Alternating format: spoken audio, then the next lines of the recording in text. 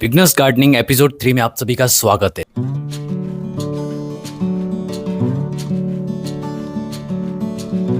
आप सभी का टाइम वेस्ट ना करते हुए पहले पॉइंट पर आ जाते हैं। यहाँ पर दोस्तों मैंने सेलेक्ट करा है, अगर आपको कोई भी पौधा खरीदना है तो अगर आप बिगनर है तो डेफिनेटली आपको ऐसे पौधे खरीदने चाहिए जो लंबे समय तक आपके साथ रहे और उनकी केयर भी आपको ज्यादा ना करनी पड़े। वैसे लिस्ट में बहुत सारे प्लांट है, बट यहाँ पर snake plant, jade plant, money plant, ficus, fern, bougainvillea, banyan tree, adenium, ponytail और अपराजिता प्लांट आप इजीली यूज कर सकते हैं अपने गार्डन के अंदर। इनसे आपको कोई भी प्रॉब्लम नहीं होगी और प्लांट ज्यादा केयर भी नहीं मांगते हैं और मेन बात ये है आपका गार्डन हरा भरा हो जाएगा। पॉइंट नंबर 2, यहाँ पर दोस्तों मेलीबग अटैक अक्सर हमारे हिबिस्कस गुड़हल के पौधे पर हो जाता है, तो अगर आप बिगनर है तो डेफिनेटली गुड़हल के पौधे को अवॉइड कर सकते हैं, बट उसकी फूलों की खूबसूरती की वजह से हम उसे लेके आ जाते हैं। मैं भी ऐसे ही करता हूँ, अक्सर मेरा कोई ना कोई एक गुड़हल का पौधा मर जाता है, बट उसके लिए एक बहुत बढ़िया सा सॉल्यूशन है। 3 तरीके से आप अपने गुड़हल के पौधे को बचा सकते हैं। पहले तो इस तरह से कोई स्टैंड बनवा लीजिए और उसके ऊपर अपना पौधा रखिए, तो जनरली चींटियां नहीं आएगी, तो आपके मेलीबग अटैक भी नहीं होंगे। अगर आपके पौधे के ऊपर मेलीबग के एग्स नहीं है तो ही वो बच पाएगा। दूसरा है ये है कि जो भी नई ब्रांचेस आती है उसको कट कर दीजिए, जहाँ क्योंकि जनरली मेलीबग वहीं पर ही अटैक करते हैं। अगर आपने नई ब्रांचेस कट कर दी तो फ्लावर भी नहीं आएंगे, ठीक है। अब तीसरा है ये है कि आप उसको मैनुअली रिमूव करें। शैम्पू और एक सर्फ और एक नीम ऑयल का स्प्रे का एक गोल बना लीजिए। सबसे पहले ब्रश से मैनुअली रिमूव कर लीजिए सारे, और उसके बाद हर दूसरे दिन उसके ऊपर नीम ऑयल और शैम्पू स्प्रे करेंगे तो जनरली 80% आपके मेलीबग चले जाएंगे, पर 20% रह जाते हैं क्योंकि चींटियां फिर से लाके अंडे उस पौधे के ऊपर डाल देती है। इसका चौथा बहुत बड़ा इंपॉर्टेंट सॉल्यूशन ये है कि आप केमिकल यूज़ करें। आप कमेंट करेंगे तो मैं केमिकल का नाम कमेंट में बता दूंगा कि आप ये केमिकल यूज़ कर सकते हैं, जिससे आपके गुड़हल के ऊपर मेलीबग अटैक बिल्कुल भी नहीं होगा। नेक्स्ट है रोज प्लांट, और यहाँ पर अगर आप सोच रहे हैं ना रोज प्लांट लेके आ जाइए और बस आप टेंशन फ्री हो जाएंगे, तो नहीं दोस्तों, यहाँ से जैसे ही आप रोज प्लांट लेकर आते हैं वहीं से आपकी टेंशन स्टार्ट हो जाएगी। जितने भी बिगनर्स हैं उनको ये पता ही नहीं होता है कि रोज को कैसे हैंडल करना है। सबसे पहले तो आप उसको गर्मियों में बिल्कुल भी मत लेके आना। अगर आप विंटर्स में ला रहे हैं तो उनका सीजन होता है नियरली नवंबर, दिसंबर, जनवरी और मैक्स टू मैक्स फरवरी। इसके बाद वो फ्लावरिंग देना या तो बंद कर देंगे या फिर जो फ्लावर की साइज होती है वो बहुत छोटी हो जाएगी, ठीक है। अभी जैसे गर्मियों का सीजन चल रहा है तो यहाँ पर आपको क्या करना है, सबसे पहले उनको ऐसी लोकेशन पर शिफ्ट करना है। जितने भी प्रो लेवल के जो गार्डनर है वो भी सुन ले, आप अपने रोज प्लांट को ऐसी लोकेशन पर शिफ्ट करें जहाँ पर सिर्फ 1 घंटे की, वो भी मॉर्निंग की सनलाइट आती हो।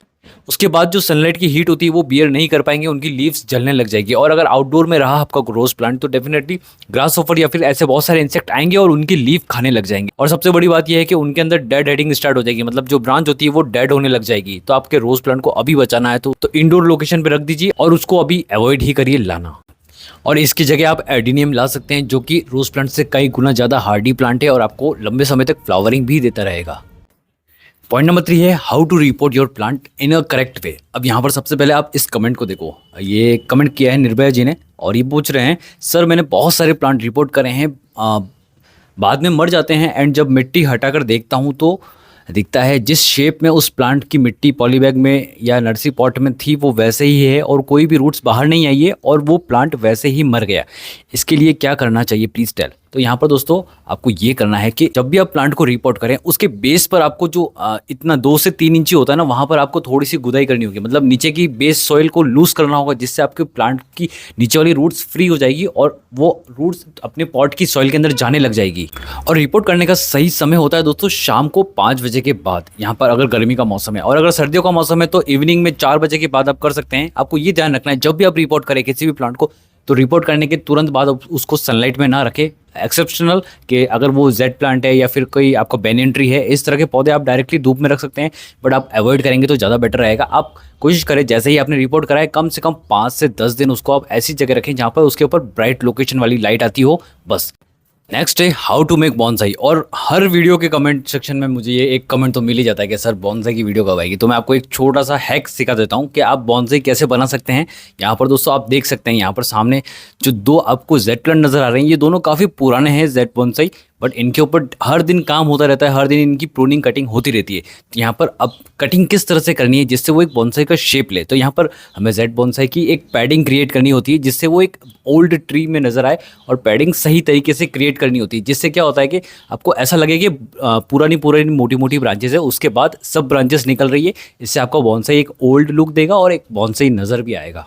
अब यहाँ पर 2 तरह की प्रूनिंग होती है, एक होती है पूरे ओवरऑल प्रूनिंग होती है और एक होती है सेलेक्टिव प्रूनिंग। सेलेक्टिव प्रूनिंग में क्या होता है, जो ब्रांचेस नीचे की तरफ ग्रो हो रही है और ऊपर की तरफ ग्रो हो रही है मेन ब्रांच से, वो आपको प्रून करनी होती है। इससे क्या होता है, आपका सही तरीके से पैडिंग क्रिएट होता है और प्लांट के अंदर एक घनापन नजर आता है। जो आप बड़े बड़े ट्रीज देखे होंगे ना कितने घने होते हैं, तो सेम वही प्रोसेस होता है प्लांट को, छोटे प्लांट को घना बनाने का। अब ओवरऑल प्रूनिंग तो आप कैसे भी करें कोई दिक्कत नहीं है, आपको एक माइंड में एक शेप लेके आना है और बस उसके हिसाब से प्रूनिंग करते रहिए। जैसे हमारा ये वाला जेड बोनसाई, ये रूट ऑफ रॉक स्टाइल, अब ये दोनों ही प्लांट बहुत हेल्दी है और इनको हम डेली वाटर भी देते हैं और फुल डे ऑफ सनलाइट में भी रखते हैं। अब यहाँ पर एक जो प्लांट देख रहे हैं ना किस तरह से इसकी स्ट्रिंग बहुत लंबी होती जा रही है, इसकी जो फर्स्ट वाली ब्रांच होती है दोस्तों, ये मैंने रहने दिया है क्योंकि मैं सोच रहा हूँ कि इसका इन फ्यूचर कुछ करेंगे या फिर एक और 3 पैड क्रिएट कर देंगे। 1 2 3 3 पैड क्रिएट करने से क्या होगा, हमारा प्लांट और ज़्यादा यूनिक हो जाएगा और एक नया शेप ही डेवलप हो जाएगा। तो अब मैं यहाँ पे आपको प्रूनिंग करना सिखा देता हूँ। सबसे पहले एक ब्रांच सेलेक्ट करिए और उसमें आप देखिए, चेक करिए किस तरह से ऊपर की तरफ ग्रो हो रही है और नीचे की तरफ ग्रो हो रही है ब्रांचेस। तो नीचे की तरफ पहले जो ब्रांचेस ग्रो हो रही है उनको कट कर लीजिए। मतलब एक जैसे सिंपल ब्रांच है और इस तरह से अगर कोई ब्रांच नीचे ग्रो हो रही है तो उसको इस लेवल से आपको कट करना बहुत ज़्यादा ज़रूरी है। इससे क्या होगा कि आपकी ब्रांच, आपके जो प्लांट है वो एकदम हॉरिजॉन्टल या फिर सीधी लाइन में आपकी ब्रांचेस डेवलप करेगा और ये बहुत ब्यूटीफुल बॉन्साई बनेगा। नेक्स्ट है दोस्तों लॉन्ग टर्म गार्डनिंग। अगर आपको लॉन्ग टर्म में गार्डनिंग करनी है तो यहाँ पर कुछ बातों का आपको ध्यान रखना होगा। मोनालिसा जी ने यहाँ पर मुझे डीएम करा है और इन्होंने बोला है कि I am reaching out you because my father has big terrace garden. मतलब उनके पापा के पास बहुत बड़ा लंबा चौड़ा टेरेस गार्डन है और जिनकी गमलों की नियरली वेट हो जाता है 70 से 100 केजी के आसपास। ठीक है, नाउ विद द एज, जैसे जैसे उनकी एज होती जा रही है उनके फादर को बैक पेन होता जा रहा है। ठीक है, तो अब यहाँ पर वो उसका सॉल्यूशन पूछ रहे हैं। ठीक है, तो यहाँ पर लॉन्ग टर्म आपको गार्डनिंग करनी है तो कुछ पॉइंट्स होते हैं जो हमें डेली बेसिस पर करने होते हैं जिससे हमारे लॉन्ग टर्म गार्डनिंग बहुत आसान हो जाती है। जिसमें से पहला पॉइंट है स्टॉप वाटरिंग बिफोर मूविंग अ पॉट। मतलब किसी भी गमले को हिलाने से पहले उसका 1 से 2 दिन पहले आप पानी उसको देना बंद कर दीजिए। इससे क्या होगा, वाटर वेट जो होता है वो कम हो जाएगा। ठीक है, अब दूसरा पॉइंट ये है कि नियरली आपको 70 से 80% के आसपास सॉइल के अंदर कोकोपीट मिक्स करनी है। इससे क्या होगा, आपका पॉट का जो वजन होता है वो काफ़ी ज़्यादा हल्का हो जाएगा।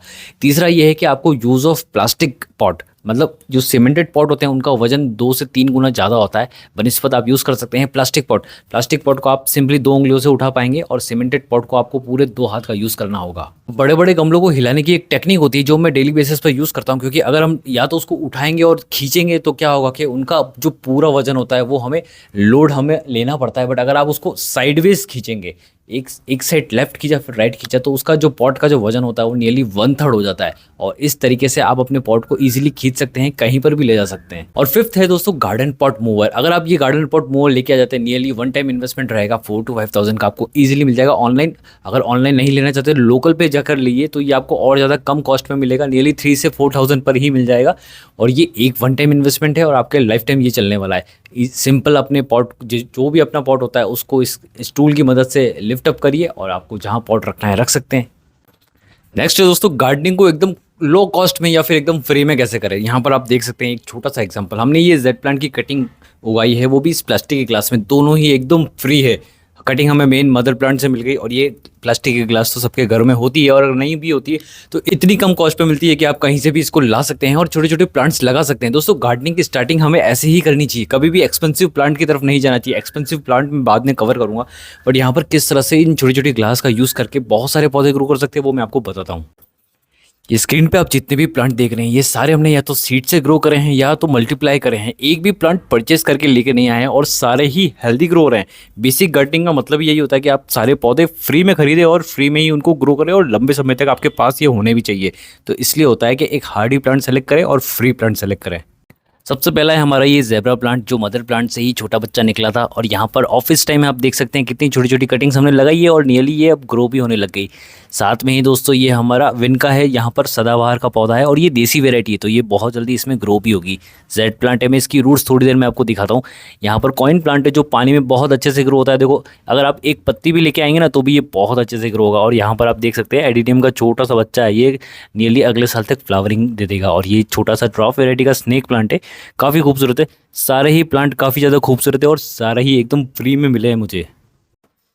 तो बिगनर हो तो हमेशा याद रखना गार्डनिंग आपको हमेशा फ्री से स्टार्ट करनी है और एकदम लो कॉस्ट वाले पौधे लेके आने हैं। यहाँ पर देखो मिट्टी गीली है तो इतनी जल्दी से ये निकलेगा नहीं, बट अगर हम इसकी रूट्स निकाल भी देंगे ना तो ये ख़राब नहीं होगा। मैं खाली आपको रूट्स चेक कर रहा हूँ और फिर बाद में मैं फिर से इसको इसी में डाल दूँगा। कुछ रूट्स टूट जाएगी और ये देखो हमारा रूट वाला जेड प्लांट रेडी है दोस्तों। और कुछ ही समय बाद ये बहुत अच्छे से ग्रो होगा और इसका बोनसाई बना दूंगा मैं। नेक्स्ट है दोस्तों, डोंट बाय एक्सपेंसिव प्लांट। अगर आप बिगनर है तो डेफिनेटली आपको कोशिश करनी चाहिए 100-150 से ज़्यादा आप रुपए खर्च ना करें, क्योंकि अगर आप एक्सपेंसिव प्लांट इस तरह के बॉन्साई की शौकीन है तो डेफिनेटली आप बनाइए खुद।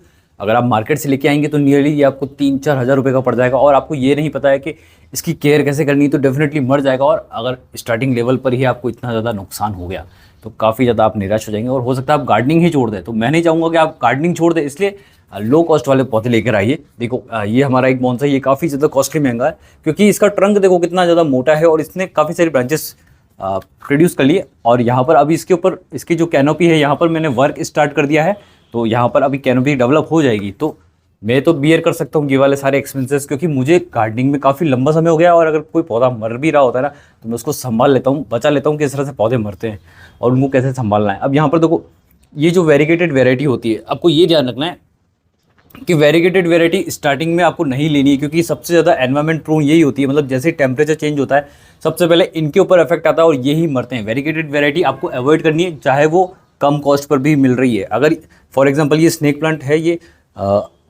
नियरली 1 साल से मेरे पास है और इसने अभी तक इतनी ज़्यादा ग्रोथ नहीं दिखाई है, बट इसके बनस्पत यहाँ पर ये जो स्नेक प्लांट है ये काफ़ी कम कॉस्ट पे था, और इसने इस इतने से पॉट में से इतने ज़्यादा इसने अपने बच्चे निकाले हैं कि मेरे पास नियरली 7 से 8 ऐसे और गमले हैं जो भर चुके हैं, और मैं उनको बार बार प्रोपोगेट करता ही रहता हूँ। बट इसको भी सेम टाइम हो गया, बट इसने सिर्फ और सिर्फ एक बच्चा निकाला है और ये अच्छे से ग्रो भी नहीं हो रहे हैं।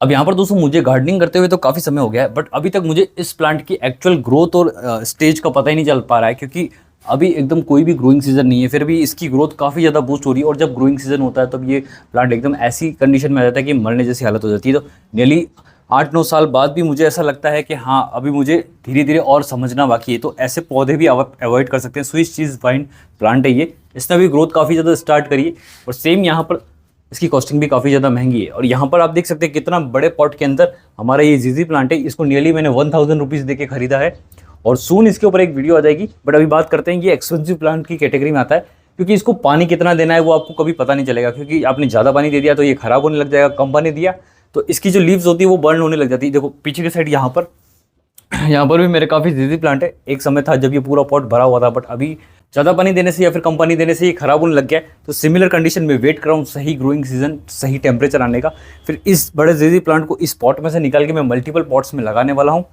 तो वीडियो को यहाँ एंड करते हैं, बट पॉइंट तो काफ़ी सारे बाकी रह गए हैं। तो कमेंट करो कि आपको पार्ट 4 चाहिए, तो डेफिनेटली मैं और ज़्यादा इन्फॉर्मेशन के साथ आपके साथ मिलता हूँ। तब तक के लिए बाय बाय। आप यहाँ तक आ गए हो तो इस वीडियो को लाइक जरूर कर देना, और इस चैनल को सब्सक्राइब जरूर करना, क्योंकि हम इस तरह के ब्यूटीफुल और इन्फॉर्मेटिव कंटेंट लाते रहते हैं। बाय बाय, ध्यान रखना अपनी फैमिली और फ्रेंड्स मेंबर का।